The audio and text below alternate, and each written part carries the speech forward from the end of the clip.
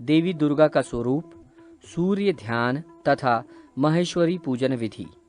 श्री हरि ने कहा, हे रुद्र, नवमी आदि तिथियों में ओम ह्रीं दुर्गे रक्षिणी इस मंत्र से देवी दुर्गा का पूजन करना चाहिए।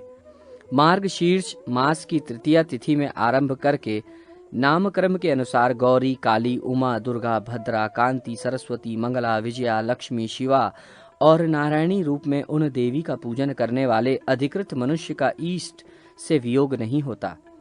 दुर्गा देवी के 18 हाथ है। उन हाथों में खेटक, घंटा, दर्पण, तर्जनी, मुद्रा, धनुष, ध्वज, डमरू, परशु, पाश, शक्ति, मुग्दर, शूल, कपाल, शरक, अंकुश, वज्र, चक्र और शलाका ये सभी सुशोभित रहते हैं। इनसे सुसज्जित उन अष्टादश भुजा देवी का स्मरण करना चाहिए। 28 भुजा वाली या 18 भुजा वाली अथवा 12 भुजा वाली या 8 भुजा वाली अथवा 4 भुजा वाली दुर्गा देवी का भी ध्यान करना चाहिए। महिषासुर का वध करने वाली वे देवी सिंह पर विराजमान रहती है। वासुदेव ने कहा, हे रुद्र, सूर्यार्चन में भगवान सूर्य का इस प्रकार ध्यान करना चाहिए। ये भगवान सूर्य तेज स्वरूप रक्त वर्ण वाले श्वेत पद्म पर विराजमान एवं चक्र वाले रथ पर समासीन 2 भुजाओं से युक्त तथा कमल धारण करने वाले हैं। इस रूप में उनका सदैव ध्यान करना चाहिए। श्री हरि ने पुनः कहा, हे वृषध्वज, अब मैं महेश्वरी पूजा का वर्णन कह रहा हूँ, उसे सुनो। पहले स्नान तथा आचमन कर ले। इसके बाद आसन पर बैठकर न्यास करके मंडल में महेश्वरी की पूजा करें। हे महेशान, हर की पूजा परिवार के साथ करें। हे रुद्र, ओम हाम शिवासन देवता आगच्छत इस मंत्र से आसन के देवताओं का आवाहन करें। मंडल के मुख्य द्वार पर स्नान, गंध आदि द्वारा ओम हाम गणपतये नमः मंत्र से गणपति की, ओम हाम सरस्वतये नमः मंत्र से सरस्वती की, ओम हाम नंदिने नमः मंत्र से नंदी की, ओम हाम महाकालाय नमः से महाकाल की, ओम हाम गंगाय नमः से गंगा की, ओम हाम लक्ष्मय नमः मंत्र से लक्ष्मी की, ओम हाम महाकालाय नमः मंत्र से महाकाला की पूजा तथा ओम हाम अस्त्राय नमः से अस्त्र की पूजा करें। इस प्रकार ओम हाम ब्रह्माणे वास्तवधिपतये नमः से वास्तवधिपति की, ओम हाम गुरुभ्यो नमः से गुरु की, ओम हाम आधार शक्तये नमः से आधार शक्ति की, ओम हाम अनंताय नमः से अनंत की, ओम हाम धर्माय नमः से धर्म की, ओम हाम ज्ञानाय नमः से ज्ञान की, ओम हाम वैराग्याय नमः से वैराग्य की, ओम हाम ऐश्वर्याय नमः से ऐश्वर्य की, ओम हाम अर्धमाय नमः से अधर्म की, ओम हाम अज्ञानाय नमः से अज्ञान की, ओम हाम अवैराग्य नमः से अवैराग्य की, ओम हाम अनैश्वर्य नमः से अनैश्वर की, ओम हाम उद्धरछंदाय नमः से उद्धरछंद की, ओम हाम अधरछंदाय नमः से अधरछंद की, ओम हाम पद्माय नमः से पद्म की, ओम हाम कार्णिकाय नमः से कर्णिका की, ओम हाम वामाय नमः से वामा की, ओम हाम ज्येष्ठाय नमः से ज्येष्ठा की, ओम हाम रौद्रय नमः से रौद्री की, ओम हाम काल्ये नमः से काली की, ओम हाम कल विकर्णे नमः से कल विकर्णी की, ओम हाम बल प्रथमिन्थे नमः से बल प्रथमिनी की, ओम हाम सर्वभूत दन्मन्ये नमः से सर्वभूत दमनी की, ओम हाम मनोमन्ये नमः से मनोन्मनी की, ओम हाम मंडल तृतीयाय नमः से मंडल तृतीय की, ओम हाम हौम हम शिव मूर्तये नमः से शिव मूर्ति की, ओम हाम विद्याधिपतये नमः से विद्यापति की और ओम हाम ह्रीं हौम शिवाय नमः से शिव की पूजा करें। अनंतर ओम हाम हृदयाय नमः से हृदय की, ओम ह्रीं शिर से नमः से सिर की, ओम हुम शिखाय नमः से शिखा की, ओम हैम कवचाय नमः से कवच की, ओम हौम नेत्रताय नमः से नेत्रतय की, ओम हम अस्त्राय नमः से अस्त्र की और ओम हाम सघ्योजाताय नमः से सघ्योजात की पूजा करें। सघ्योजात की 8 कलाएं जाननी चाहिए जो पूर्व आदि दिशाओं में स्थित है। उनकी पूजा इस प्रकार करनी चाहिए। ओम हाम सिद्धय नमः से सिद्धि की, ओम हाम ऋग्देय नमः से रिद्धि की, ओम हाम विद्युताय नमः से विद्युता की, ओम हाम लक्ष्मय नमः से लक्ष्मी की, ओम हाम बौधाय नमः से बौधा की, ओम हाम कालय नमः से काली की, ओम हाम स्वधाय नमः से स्वधा की, ओम हाम प्रभाय नमः से प्रभा की अर्चना करनी चाहिए। हे वृषध्वज, वामदेव की 13 कलाएं जाननी चाहिए। उनकी भी पूजा गंध पुष्प आदि से करनी चाहिए। उनकी पूजा से पहले ओम हाम वामदेवाय नमः कहकर वामदेव की पूजा करने के बाद उनकी कलाओं का पूजन करना चाहिए, जैसे ओम हाम रजसे नमः से रज की, ओम हाम रक्षाय नमः से रक्षा की, ओम हाम रत्यय नमः से रति की, ओम हाम कन्याय नमः से कन्या की, ओम हाम कामाय नमः से कामा की, ओम हाम जनन्याय नमः से जननी की, ओम हाम क्रियाय नमः से क्रिया की, ओम हाम वृद्ध्याय नमः से वृद्धि की, ओम हाम कामार्याय नमः से कार्या की, ओम हाम रात्रय नमः से रात्रि की, ओम हाम ब्राह्मण्याय नमः से ब्राह्मणी की, ओम हाम मोहिन्याय नमः से मोहिनी की और ओम हाम क्षराय नमः से क्षरा की अर्चना करनी चाहिए। हे वृषध्वज, तत्व पुरुष की 4 कलाएं हैं।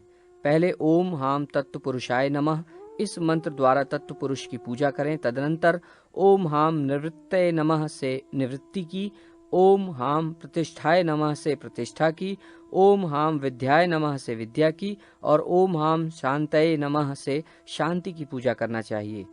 अघोर की भैरव संबंधी 6 कलाएं जाननी चाहिए। इनकी पूजा से पहले ओम हाम अघोराय नमः मंत्र द्वारा अघोर की पूजा करने के पश्चात ओम हाम उमाय नमः से उमा की, ओम हाम शमाय नमः से क्षमा की, ओम हाम निंद्राय नमः से निंद्रा की, ओम हाम व्याधे नमः से व्याधि की, ओम हाम शुद्धाय नमः से शुद्धा की, ओम हाम तृष्णाय नमः से तृष्णा की पूजा करनी चाहिए। हे वृषभ ध्वज, ईशान देव की 5 कलाएं हैं। इनकी पूजा में ओम हाम ईशान देव नमः इस मंत्र से ईशान की पूजा करने के पश्चात ओम हाम सामित्य नमः से सामिति की, ओम हाम अंगदाय नमः से अंगदा की, ओम हाम कृष्णाय नमः से कृष्णा की, ओम हाम मरीच्य नमः से मरीचि की और ओम हाम ज्वालाय नमः से ज्वाला की पूजा करें।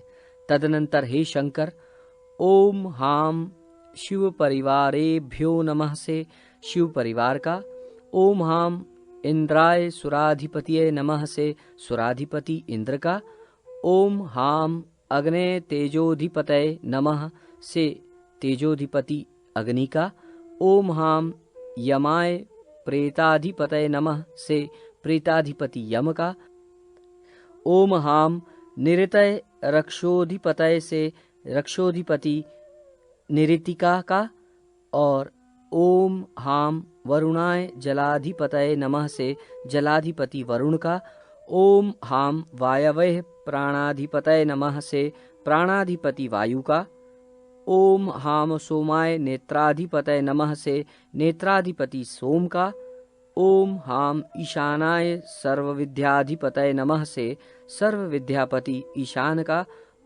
ओम हाम अनंताय नागाधिपतये नमः से नागाधिपति अनंत का, ओम हाम ब्रह्मणे सर्वलोकाधिपतये नमः से सर्वलोकाधिपति ब्रह्मा का और ओम हाम धूलिचंडेश्वराय नमः से धूलिचंडेश्वर का आवाहन स्थापन सन्निधान सन्निरोध तथा सकलीकरण करना चाहिए। तदनंतर तत्व न्यास करके मुद्रा दिखानी चाहिए तथा ध्यान करना चाहिए। इसके बाद पाद आचमन अर्ध पुष्प अभ्यंग उद्वर्तन और स्नान तथा सुगंधानुलेपन वस्त्र अलंकार भोग अगन्यास धूप दीप नैवेद्य अर्पण करुद्वर्पण पाद अर्घ्य आचमन गंध एवं तांबुल निवेदन करने के बाद गीत वाद्य नृत्य से महेश्वर को संतुष्ट कर छत्र आदि समर्पित करना चाहिए। मुद्रा का प्रदर्शन करके आवाहित देव के रूप का ध्यान जप तथा तादात्म्य भाव से मूल मंत्र द्वारा जप और पूजा को समर्पित करें। इस प्रकार विविध कामनाओं की सिद्धि के लिए विश्वासु, गंधर्व तथा देवी कालरात्रि आदि की उपासना करनी चाहिए। शिव के पवित्रारोपण की विधि। श्री हरि ने कहा, हे महादेव, अमंगल का नाश करने वाले भगवान शिव के पवित्रारोपण की पूजा विधान को कह रहा हूँ। ये पूजा आषाढ़, श्रावण मास या भाद्रपद मास में होती है। पवित्रारोपण की इस पूजा में पवित्रक, जनेऊ बनाने के लिए सतयुग आदि के भेद से सूत्र धारण का नियम है। जैसे सतयुग के सुवर्ण के, त्रेता के रजत के, द्वापर के ताम्र के तथा कलयुग में कन्या के हाथ से बनाए गए कपास के सूत को ग्रहण करना चाहिए। सूत्र को लेकर पहले उसे तिगुना करके पुनः उसका तिगुना करना चाहिए। इस प्रकार नवगुणित सूत्र से पवित्रक का निर्माण करके वामदेव मंत्र से उसमें ग्रंथि देनी चाहिए। तदनंतर हे शिव, सघोजात मंत्र से उसका प्रक्षालन करके अघोर मंत्र से उसका शोधन करना चाहिए। तत्पुरुष मंत्र से उसमें बंधन तथा ईशान मंत्र से तंतु देवताओं को सुगंधित धूप दिखाना चाहिए। तंतुओं में क्रमशः ओमकार, चंद्र, अग्नि, ब्रह्मा, नाग, शिखी ध्वज, सूर्य, विष्णु और शिव का वास है। ये 9 तंतु के देवता हैं। हे रुद्र, इस पवित्रक में 108 या 50 अथवा 25 तंतु होने चाहिए। ये क्रमशः उत्तम, मध्यम तथा कनिष्ठ हैं। पवित्रक में 10 ग्रंथिका का मान है। अतएव प्रत्येक 4 अंगुल या 2 अंगुल अथवा 1 अंगुल का अंतर देकर एक एक ग्रंथि का बंधन देना चाहिए। हे सदाशिव, उन ग्रंथियों के नाम इस प्रकार हैं: प्रकृति, पौरुषी, वीरा, अपराजिता, जया, विजया, रुद्रा, अजिता, मनोन्मनी तथा सर्वमुखी। हे शिव, ग्रंथि बंधन के पश्चात उस पवित्रक को कुमकुम, चंदन आदि सुगंधित पदार्थों से रंजित करना चाहिए। उस गंधानुरंजित पवित्रक को देव को समर्पित कर देना चाहिए। तदनंतर यथाविधि सभी क्रियाओं को करके हे देवेश, हे महेश्वर, आप अपने गणों के साथ यहाँ पर आमंत्रित हैं। प्रातः काल यहीं पर आपका पूजन करूंगा, अतः आप यहाँ पर उपस्थित रहें। इस प्रकार देवता को निमंत्रित करें और गीत वाद्यादि के द्वारा रात्रि जागरण करें। प्रातः उन आमंत्रित पवित्रिकों को भगवान महेश्वर के पास स्थापित करके चतुर्दशी तिथि में स्नान करें और सबसे पहले सूर्य तथा रुद्र की पूजा करें। तदनंतर ललाटस्थ विश्वरूप का ध्यान कर अपने आत्म स्वरूप की पूजा करें। तत्पश्चात अस्त्र मंत्र से प्रोक्षित और हृदय मंत्र के द्वारा अर्पित तथा संहिता मंत्रों से धूपित पवित्रकों को भगवान को समर्पित करना चाहिए। सबसे पहले शिव तत्व और विद्या तत्व की पूजा कर आत्म तत्व और देव तत्व का पूजन करें। भगवान महेश्वर को पवित्रक विधि पूर्वक निवेदित कर स्वयं भी धारण करना चाहिए। विष्णु के पवित्रारोपण की विधि। श्री हरि ने कहा, हे वृषभध्वज, अब मैं आपसे विष्णु के पवित्रारोपण का वर्णन करूंगा, जो भोग तथा मोक्ष दोनों को देने वाला है।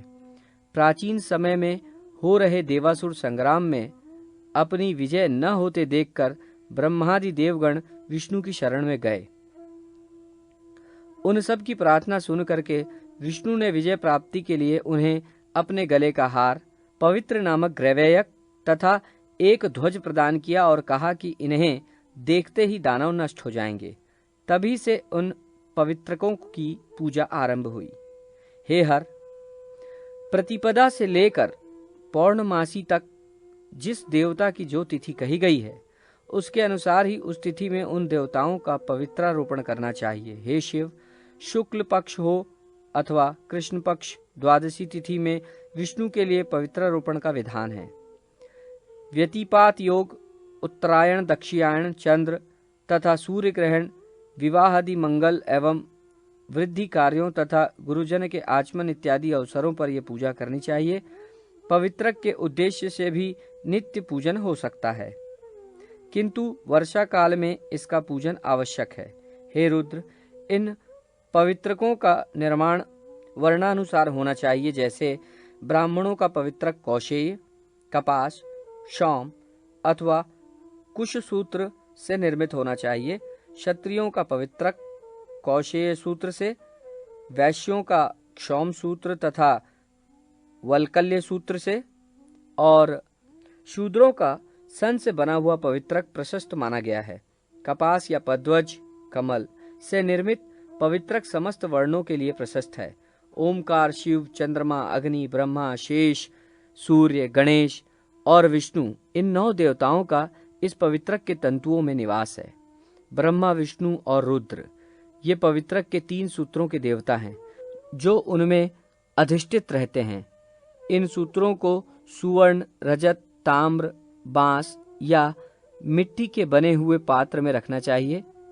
108 तंतुओं का सूत्र उत्तम, 54 तंतुओं का सूत्र मध्यम तथा 27 तंतुओं का पवित्रक कनिष्ठ होता है। इन पवित्रकों के प्रत्येक ग्रंथि पर्वों को कुमकुम, हल्दी या चंदन से चर्चित कर उपवास रखते हुए उन्हें शास्त्र सम्मत पात्र में रखकर अधिवासित करें।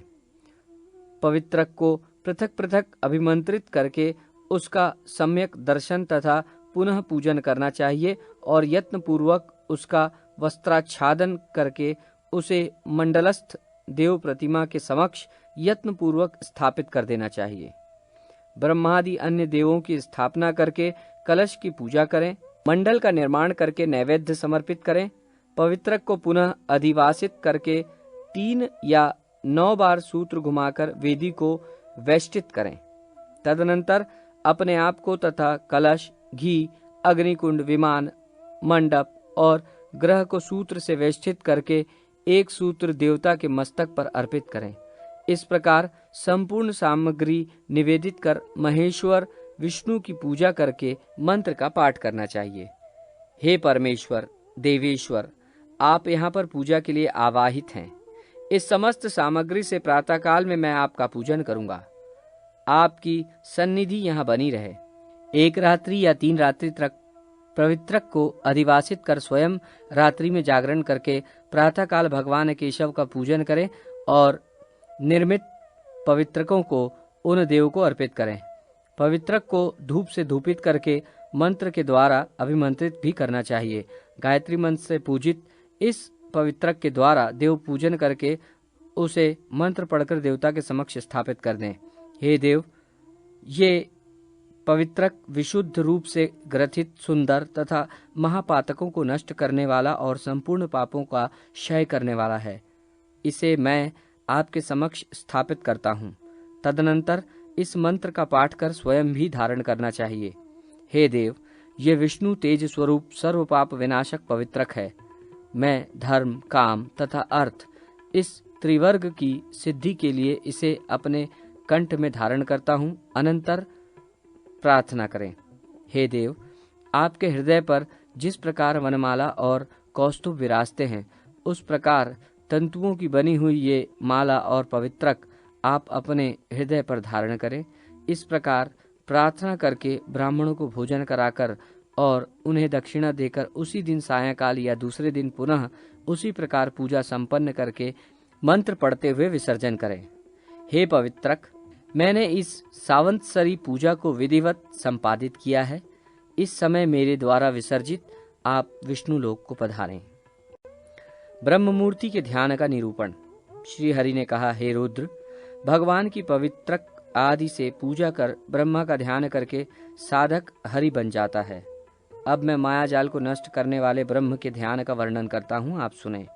ब्रह्मा के ध्यान के लिए प्रवृत्त प्राज्ञ अपने वाणी एवं मन को नियंत्रित कर अपनी आत्मा में ही ज्ञान स्वरूप ब्रह्म का यजन करे, और जिस प्राज्ञ को ये उत्कृष्ट इच्छा हो कि मैं अपनी आत्मा में ब्रह्मा का दर्शन करूं, उसे मद ब्रह्म में ज्ञान की भावना करनी चाहिए।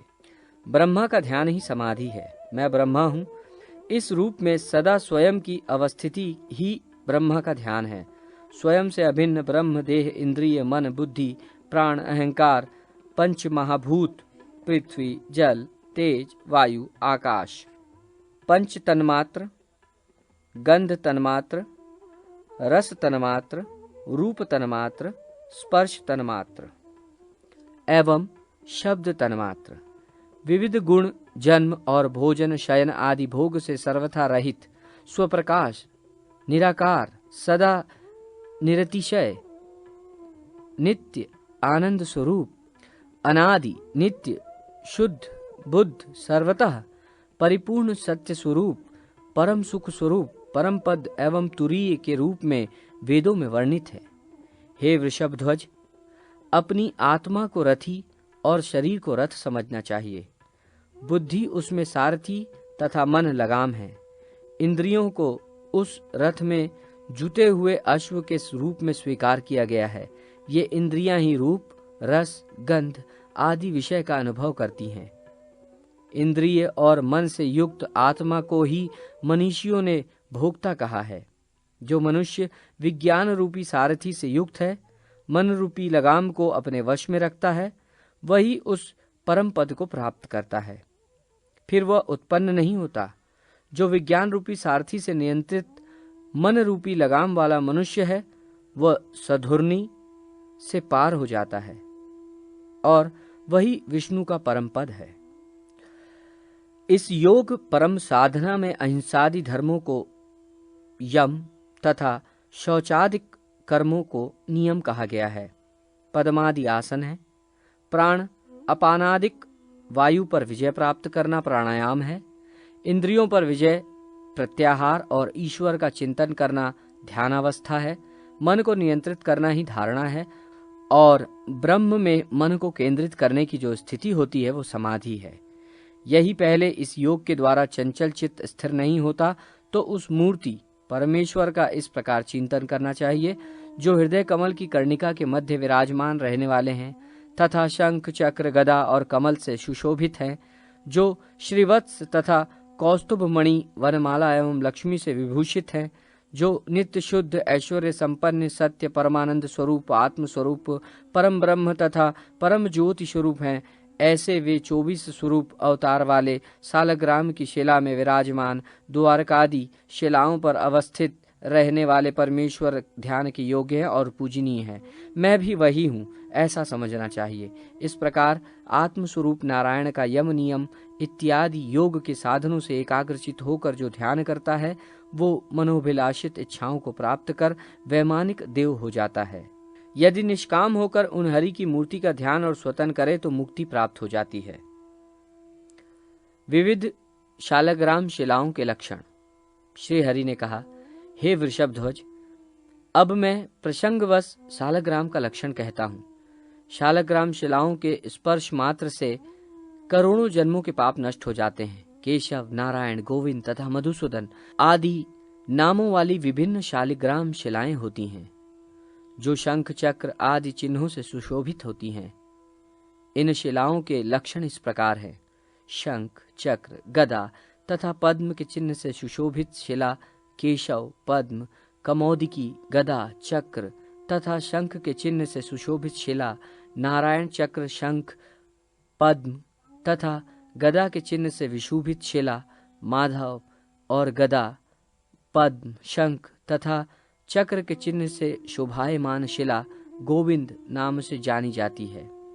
पद्म, शंख, चक्र, गदा से युक्त विष्णु नाम की, शंख, पद्म, गदा तथा चक्र से युक्त मधुसूदन नाम की, गदा, चक्र, शंख, पद्म से संयुक्त त्रिविक्रम नाम की, चक्र, गदा, पद्म, शंख से चिन्हित वामन नाम की, चक्र, पद्म, शंख एवं गदा से समन्वित श्रीधर नाम की और पद्म, गदा, शंख, चक्र से अंकित ऋषिकेश नाम की शालग्राम मूर्ति कही गई है।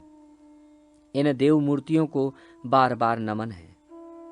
पद्म, चक्र, गदा, शंख चिन्ह पूरित शालग्राम शिला, पद्मनाभ, शंख, चक्र, गदा, पद्मयुक्त शालग्राम शिला, दामोदर, चक्र, शंख, गदा तथा पद्म से संयुक्त शालग्राम शिला, वासुदेव, शंख, पद्म, चक्र, गदा चिन्ह से समन्वित शालग्राम शिला, संकर्षण, शंख, गदा, पद्म, चक्र से सुशोभित शालग्राम शिला प्रद्युम्न तथा गदा, शंख, पद्म और चक्र से शोभित शालग्राम शिला अनिरुद्ध नाम से अभिहित है। इन्हें बारंबार प्रणाम है। पद्म, शंख, गदा, चक्र के चिन्ह से विभूषित पुरुषोत्तम नाम की गदा, शंख, चक्र, पद्म चिन्ह से विभूषित अधोक्षज नाम की पद्म, गदा, शंख, चक्र से विभूषित नरसिंह नाम की पद्म, चक्र, शंख, गदा से अंकित अच्युत नाम की और शंख, चक्र, पद्म, गदा से संयुक्त जनार्दन नाम की शालग्राम मूर्ति है। इन देव नामों से अभिहित मूर्तियों को नमस्कार है। गदा, चक्र, पद्म, शंख से अंकित शालग्राम उपेंद्र, चक्र, पद्म, गदा, शंख से युक्त शालग्राम हरि, गदा, पद्म, चक्र, शंख चिन्ह से शोभित शालग्राम श्री कृष्ण नाम से प्रसिद्ध है और शालग्राम शिला के द्वारद्वेष पर चिन्हित 2 चक्र धारण करने वाले शुक्ल वर्ण वाले भगवान वासुदेव हैं। इन सभी रूपों एवं नाम को धारण करने वाले हैं गदाधर भगवान विष्णु। हम सबकी आप रक्षा करें। 2 चक्रों से युक्त रक्त अभाव वाली और पूर्व भाग में पद्म चिन्ह से अंकित शालग्राम शिला संकर्षण की मूर्ति होती है, किंतु छोटे छोटे चक्रों वाली तथा पित्तवर्ण की होने पर वो शिला प्रद्युम्न कही जाती है। यही शालग्राम शिला बड़ी तथा छिद्र से संयुक्त शिरोभाग वाली और वर्तुलाकार हो तो उसे अनिरुद्ध नामक शालग्राम मूर्ति कहते हैं, जो द्वार मुख पर नील वर्ण की 3 रेखाओं से युक्त होती है और जिसका शेष संपूर्ण भाग कृष्ण वर्ण से सुशोभित रहता है। वो शालिग्राम शिला नारायण शिला के नाम से जानी जाती है। जिस शिला के मध्य में गधा के समान रेखा हो, यथास्थान नाभि चक्र उन्नत हो तथा वक्षस्थल विस्तृत हो, वो नरसिंही नाम वाली शालग्राम शिला है और इन चिन्हों के साथ ही इसमें 3 बिंदु अथवा 5 बिंदु हो तो वो कपिल नामक शिला है। वो शिला हम सबकी रक्षा करे। उसका पूजन ब्रह्मचारियों को करना चाहिए। विषम परिणाम वाले 2 चक्रों से चिन्हित शक्ति चिन्ह से युक्त शिला को वाराह शिला कहते हैं। हम सबकी ये रक्षा करे। नील वर्ण वाली 3 रेखाओं से युक्त स्थूल तथा बिंदु युक्त शिला कर्म मूर्ति है और वही अगर वर्तुलाकार है तथा उसका पीछे का भाग झुका हुआ है तो वो शिला कृष्ण कही गई है। वो हम सबकी रक्षा करे। 5 रेखा वाली शिला श्रीधर नाम की कही जाती है। गदा से अंकित शिला वनमाली है। ये हम सबकी रक्षा करे। गोलाकार तथा छोटी शिला वामन शिला है तथा बाएं भाग में चक्रांकित शिला सूरेश्वर की मूर्ति है। विभिन्न रंगों वाली अनेक रूपों वाली नाग के समान फनों से युक्त शिला अनंतक है। स्थूल हो, नील वर्ण की हो और मध्य में नील वर्ण का चक्र हो तो ये दामोदर शिला है। संकुचित द्वार वाली, रक्त वर्ण वाली, लंबी रेखाओं वाली, छिद्र युक्त, एक चक्र तथा एक कमल वाली विस्तीर्ण शिला ब्रह्मशिला है। ये हम सबकी रक्षा करे। विस्तृत छिद्र वाली तथा स्थूल चक्र वाली शिला कृष्ण शिला तथा विल्वाकार शिला विष्णु शिला है। अंकुश के आकार वाली 5 रेखाओं वाली तथा कौस्तुभ चिन्ह से युक्त शिला हयग्रीव शिला है। एक चक्र तथा एक कमल से अंकित मणि तथा रत्नों की आभा से युक्त कृष्ण वर्ण की शिला वैकुंठ शिला और द्वापर रेखा वाली विस्तृत कृष्ण सदृश शिला मस्तस्य शिला है। ये हम सबकी रक्षा करे। दाहिनी ओर रेखायुक्त श्याम वर्ण से समन्वित रामचक्र से अंकित त्रिविक्रम नाम वाली शिला हम सबकी रक्षा करे। द्वारका में स्थित सालग्राम में निवास करने वाले गदाधारी भगवान को नमस्कार है। एक द्वार वाली 4 चक्रों से युक्त वनमाला से विभूषित स्वर्ण रेखा समन्वित गोपद से सुशोभित तथा कंदब के पुष्प की आकृति वाली लक्ष्मी नारायण नाम वाली शिला हम सबकी रक्षा करे। एक चक्र वाले शालग्राम को सुदर्शन कहते हैं। उनके रूप में वे गदाधारी विष्णु हम सबकी रक्षा करें। 2 चक्र होने से शालिग्राम शिला की लक्ष्मी नारायण संज्ञा होती है। जिसमें 3 चक्र हैं वो शिला त्रिविक्रम की मूर्ति है। 4 चक्र वाली चतुर्व्यूह, 5 चक्र वाली वासुदेव, 6 चक्र वाली सालग्राम शिला प्रद्युम्न, 7 चक्र वाली शिला संकर्षण, 8 चक्र वाली पुरुषोत्तम, 9 चक्र वाली शिला नवव्यूह, 10 चक्र वाली दशावतार तथा 11 चक्र वाली शिला अनिरुद्ध कहलाती है। ये हम सबकी रक्षा करे। 12 चक्रों से युक्त शिला द्वादशात्मा है। 12 से अधिक चक्र की शिला अनंत नाम वाली है। जो मनुष्य इस विष्णु मूर्तिमय स्तोत्र का पाठ करता है उसे स्वर्ग की प्राप्ति होती है। वास्तुमंडल पूजा विधि। श्री हरि ने कहा, गृह निर्माण प्रारंभ में जिसके करने से समस्त विघ्न नष्ट हो जाते हैं, संक्षेप में उस वास्तु पूजा की विधि कहता हूँ। ये पूजा ईशान कोण से प्रारंभ होकर 81 पद वाले मंडप के अंतर्गत पूर्ण की जानी चाहिए। इस मंडल के ईशान कोण में वास्तु देवता का मस्तक होता है। नैऋत्य कोण में उनके दोनों पाद तथा अग्नि और वायु कोण में दोनों हाथ होते हैं। आवास अर्थात भवन, ग्रह आदि, नगर, ग्राम, व्यापारिक पद, प्रासाद, उद्यान, दुर्ग, देवालय तथा मठ आदि के निर्माण में वास्तु देवता की स्थापना एवं पूजा करनी चाहिए। 22 देवता ब्रह्म भाग में तथा 13 देवता अंतः भाग में अवस्थित रहते हैं, यथा ईश, शिखी, पर्जन्य, जयंत, कुलिशायुध, सूर्य, सत्य, भृगु, आकाश, वायु, पूषा, वितथ, ग्रह क्षेत्र, यम, गंधर्व, भृगुराज, मृग, पितृगण, दौवारिक, सुग्रीव, पुष्पदंत, गणाधीप, असुर, शेष, पाप, रोग, अहिमुख, भल्लाट, सोम, सर्प, अदिति तथा दिति ये वास्तुमंडल के बाह्य देव हैं। इन बाह्य देवों का पूजन करके बुद्धिमान व्यक्ति को चाहिए कि वो ईशान आदि चारों कोणों पर स्थित देवताओं की पूजा करे। यथा ईशान कोण में आप, जल, अग्नि कोण में सावित्री, नैऋत्य कोण में जय और वायु कोण में रुद्रदेव की पूजा करें। 9 पद परिमाप के मध्य में ब्रह्मा की पूजा करनी चाहिए और उनके समीप ही अन्य 8 देवताओं का भी पूजन करें। पूर्वाधिक क्रम से उन पूजनीय देवों के नाम इस प्रकार हैं: अयरमा, सविता, विवस्यान, विदुधादिप, मित्र, राजयश्मा, पृथ्वीधर और अपवत्स। ये 8 देव हैं जो ब्रह्मा के चारों ओर मंडलाकार स्थित हैं। दुर्ग निर्माण में ईशान कोण से नैऋत्य कोण पर्यंत सूत्र द्वारा दिया गया रेखांकन वंश कहा जाता है और अग्नि कोण में जब वायु पर्यंत दूसरी रेखा खींची जाती है तो वो वंश रेखा दुर्धर रेखा कहलाती है। वंश रेखा पर ईशान कोण से अदिति, दुर्धर योग, बिंदु पर हिमवंत, नैऋत्य कोण अर्थात वास्तुमंडल के अंतिम नैऋत्य बिंदु पर जयंत के पूजन का विधान है। तत्पश्चात दुर्धर रेखा के प्रारंभ में अग्नि कोण पर नायिका तथा अंतिम छोर वायु कोण पर कालिका देवी की पूजा करनी चाहिए। तदनंतर शुक्र अर्थात इंद्रदेव से लेकर गंधर्व पर्यंत उक्त वास्तु देवों की पूजा करके भवन निर्माण का कार्य प्रारंभ करना चाहिए।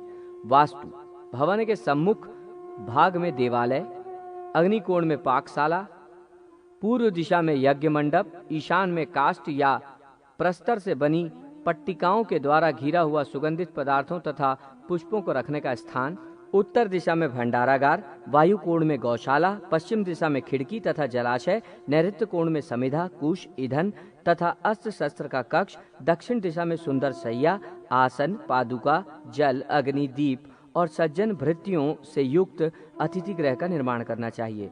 ग्रह के बीच समस्त रिक्त भाग में कूप, जल सिंचित कदली ग्रह और 5 प्रकार के पुष्प पादपों को सुनियोजित करें। भवन के बाह्य भाग में चारों ओर 5 हाथ ऊंची दीवार बनाकर वन और उपवन से आच्छादित भगवान विष्णु का मंदिर बनाना चाहिए।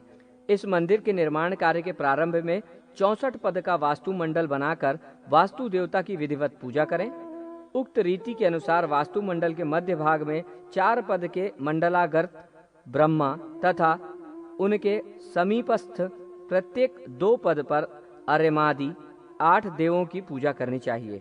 तदनंतर कर्ण भाग पर कार्तिकेय आदि की पूजा करके दोनों ओर पार्श्व बिंदुओं पर 2-2 पदों की दूरी में स्थित अन्य पार्श्व देवों का पूजन करें। तत्पश्चात वास्तुमंडल के ईशान आदि कोणों पर क्रमशः चरकी, विदारी, पूतना और पाप राक्षसी नामक देव शक्तियों की पूजा करनी चाहिए। उसके बाद ब्रह्म भाग में हेतुका आदि देवों का पूजन करें। इनके नाम हैतुक, त्रिपुरांतक, अग्नि, वेताल, यम, अग्निजिह्वा, कालक, कराल और एक पाद हैं। उनकी पूजा करने के पश्चात ईशान कोण में भीम रूप, पाताल में प्रेत नायक, आकाश में गंधमाली तथा उसके बाद क्षेत्रपाल देवों की पूजा करनी चाहिए। यथा साध्य वास्तु संकुचित या विस्तृत क्षेत्रफल की राशियों को वसुओं की संख्या अर्थात 8 से पहले भाग दें, उसके बचे हुए शेष भाग को यम माने। पुनः उक्त वास्तु राशि को 8 से गुणा करें, जो गुणनफल हो उसका रक्ष भाग अर्थात 27 से भाग दें, जो शेष हो उसे ऋक्ष या नक्षत्र राशि कहते हैं। जो भागफल है वो अपव्यय कहलाता है। इस ऋष राशि को 4 से गुणा करके गुणनफल में से 9 से भाग दें, जो शेषांश हो उसका नाम स्थिति है। इस स्थिति अंक पर वास्तुमंडल का निर्धारण करना चाहिए, ऐसा देवल ऋषि का अभिमत है। उक्त वास्तु राशि को 8 से गुणा करके जो गुणनफल हो उसे पिंड कहते हैं। उस पिंड को 60 से भाग देना चाहिए, जो शशांश हो उसके द्वारा ग्रह स्वामी के जीवन मरण और परिजनों के विनाश का निर्धारण होता है।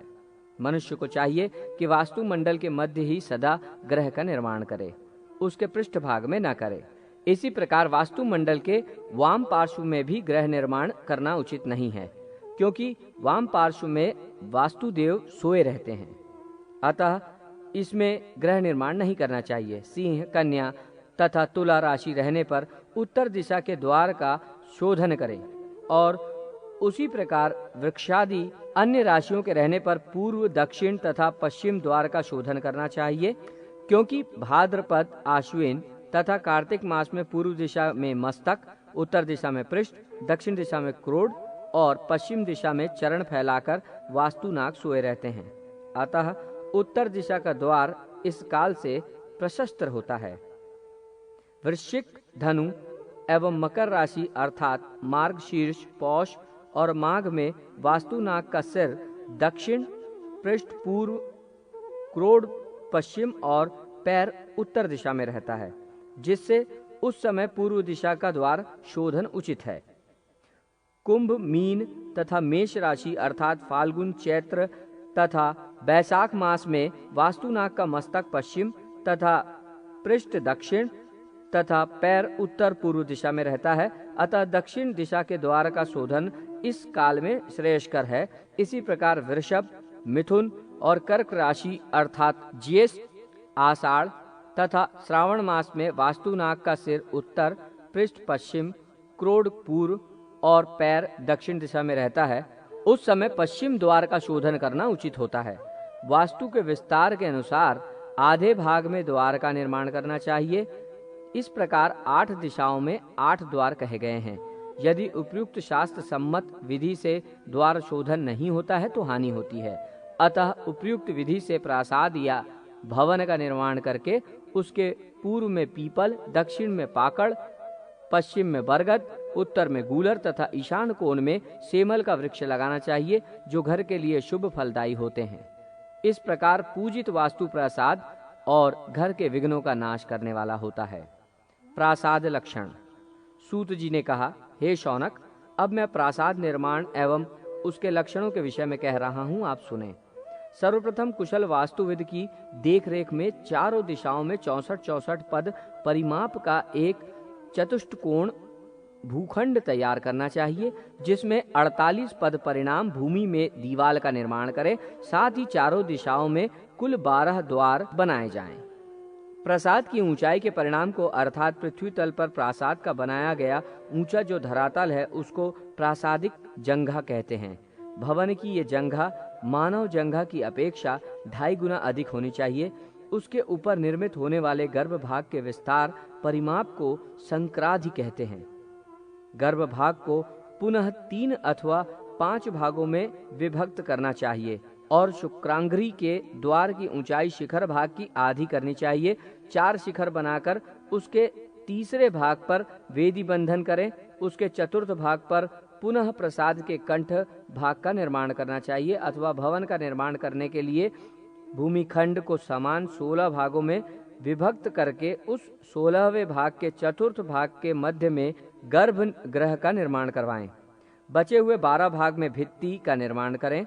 चतुर्थ भाग की ऊंचाई के अनुसार ही अन्य भित्तियों की ऊंचाई का परिणाम निश्चित करना चाहिए। भित्ति की ऊंचाई के मान की अपेक्षा शिखर की ऊंचाई दुगनी होनी चाहिए। मंदिर के चारों ओर बनाने वाले प्रदक्षिणा भाग का विस्तार शिखर भाग की ऊंचाई के मान का चतुर्थांश होना चाहिए। बुद्धिमानों को चाहिए कि वे उस देव प्रासाद में चारों दिशा में निर्गम बाहर निकलने के लिए द्वार रखें। गर्भगृह के चतुर्दिक भित्तियों में प्रत्येक भित्ति का 5 भाग करके उसके मध्य के 5वें भाग में द्वार लगाना चाहिए। ऐसा ही गर्भ के प्रत्येक द्वार का मान वास्तुविद विद्वानों ने निर्धारित किया है। गर्भगृह के समान उसके अग्रभाग में भूमंडल बनाना चाहिए। ये प्रसाद का सामान्य लक्षण कहा गया है। अब मैं लिंग निर्माण के परिणाम को कह रहा हूँ। हे शौनक, लिंग के परिणाम के अनुसार उसकी पीठ का निर्माण होना चाहिए। पीठ भाग का दुगना चारों ओर पीठ का गर्भ भाग हो। पीठ गर्भ के अनुसार ही उसकी भित्ति तथा उसके विस्तार के अर्ध परिणाम में उस लिंग पीठ का जंगा भाग निर्मित करें। हे शौनक, जंगा भाग के परिणाम की अपेक्षा द्विगुणित ऊंचा शिखर होना चाहिए। पीठ और गर्भ भाग के मध्य जो परिणाम हो, उस परिणाम के अनुसार शुक्रांग्री भाग निर्मित होता है। द्वार निर्माण के समय पहले जैसा कहा जा चुका है, शेष कार्य वैसा ही होगा। लिंग का परिणाम बताया जा चुका है। अब द्वार का परिणाम कहते हैं। 4 हाथ 6 फुट का द्वार बनाया जाए, जो वास्तु से 8वां हिस्सा होता है। स्वेच्छा अनुसार इसका दुगना विस्तार हो सकता है। द्वार के सदृश पीठ के मध्य भाग को छिद्र युक्त ही रखना चाहिए। पादिक, शैशिक तथा भित्ति द्वार परिणाम के अनुसार ही उसके अर्ध अर्ध परिणाम की दूरी पर निर्मित करें। उस गर्भ भाग के विस्तार के समान ही मंडल के जंगा भाग का निर्माण करके उस जंगा भाग के द्विगुण के परिणाम में ऊंचे शिखर भाग को निर्मित करें। शुक्राग्री भाग को पहले की ही भांति बनवाकर निर्गम अर्थात द्वार भाग को ऊंचा ही बनवाएं। ऐसा मंडप निर्माण का मान है। इसके अतिरिक्त शेष प्रासाद भाग के स्वरूप कह रहा हूं, उसे सुने। प्रासाद मंडप के अग्रभाग में त्रैवेद अर्थात त्रिद्वारी का निर्माण करना चाहिए, जिसके क्षेत्र भाग में देवगण विद्यमान रहते हैं। इस प्रकार प्रासाद के मान का अवधारण करके ब्रह्म भाग का निर्माण करें। इस निर्माण कार्य में प्रासाद के चारों ओर एक पाद परिणाम वाली नेमी या नींव का निर्माण करना चाहिए। वैसे संसार में गर्भगृह के परिणाम के अनुसार नेमी का मान उसका द्विगुण है। भित्ति की चौड़ाई से 2 गुना ऊंचा उसका शिखर भाग होना चाहिए। लक्षणों एवं स्वरूप की भिन्नता के कारण प्रसाद अनेक प्रकार के होते हैं, यथा वैराज, पुष्पक, कैलाश, मल्लिका, माणिक तथा त्रिविष्टिप। ये 5 प्रकार के प्रसाद हैं। इनमें प्रथम प्रकार का वैराज नामक प्रसाद सब प्रकार से चौकोर और समतल होता है। द्वितीय प्रकार का पुष्पक प्रसाद आयताकार होता है। तृतीय प्रकार का कैलाश नामक प्रसाद वृत्ताकार तथा चौथा मल्लिका नामक प्रसाद वृत्तायत और 5वां त्रिविष्टप नामक प्रसाद अष्टकोणाकार होता है। इस प्रकार से बने हुए ये प्रसाद बड़े ही मनोहारी होते हैं। इन प्रसादों से ही अन्य प्रसाद के प्रसादों का स्वरूप निर्मित हुआ है, यथा मेरु, मंदर, विमान, भद्रक, सर्वतोभद्र, रूचक, नंदन, नंदीवर्धन और श्रीवत्स। ये 9 प्रकार के चौकोर प्रसाद वैराज नामक प्रासाद निर्माण की कला से ही उत्पन्न हुए हैं। वल्लभी, ग्रहराज, शालाग्रह, मंदिर, विमान, ब्रह्म मंदिर, भवन, उत्तब और शिविका वेश्म, ये 9 प्रकार के पुष्पक नामक प्रसाद कला से उत्पन्न हुए हैं।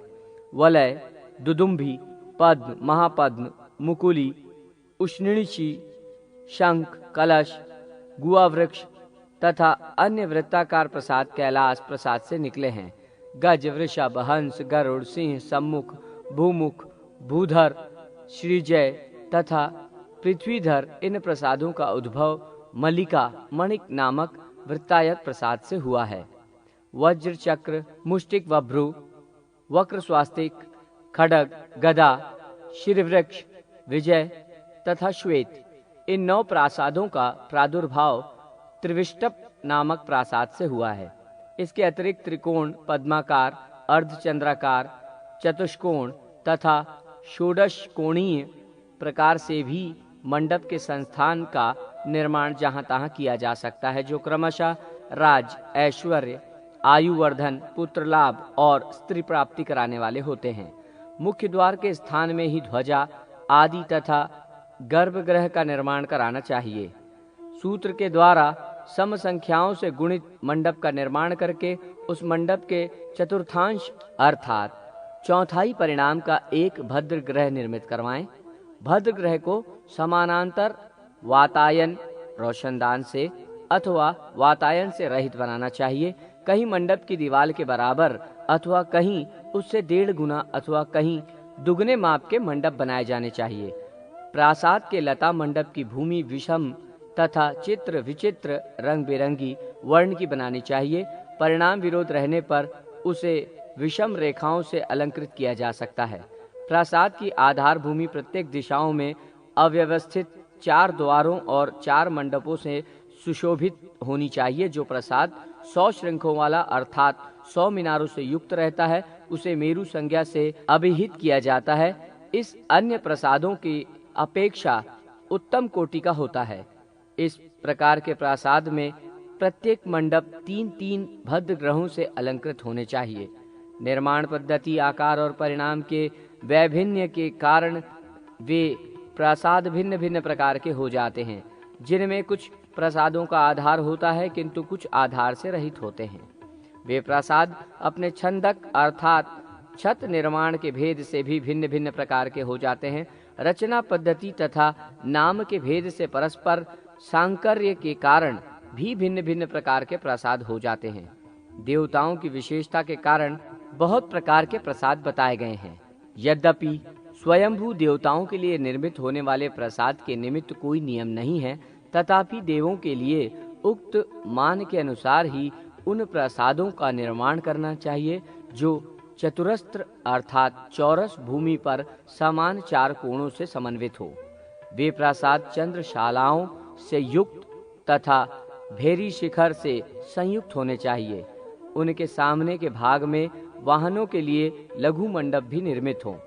देव प्रासाद के द्वार द्वेष की सन्निधि में नाट्यशाला बनानी चाहिए। प्रासाद के विभिन्न दिशाओं के मुख्य द्वारों पर अलग अलग द्वारपाल बनाने चाहिए। उस देव प्रसाद से कुछ दूर देवालय में रहने वाले सेवक वर्ग के लिए आवास बनवाना चाहिए। देव प्रसाद की भूमि फल, पुष्प और जल से परिपूर्ण होनी चाहिए। ऐसे प्रसादों में देवताओं को स्थापित करके उनकी अर्धाधिक विधिक प्रकार से उपचारों से पूजा करनी चाहिए।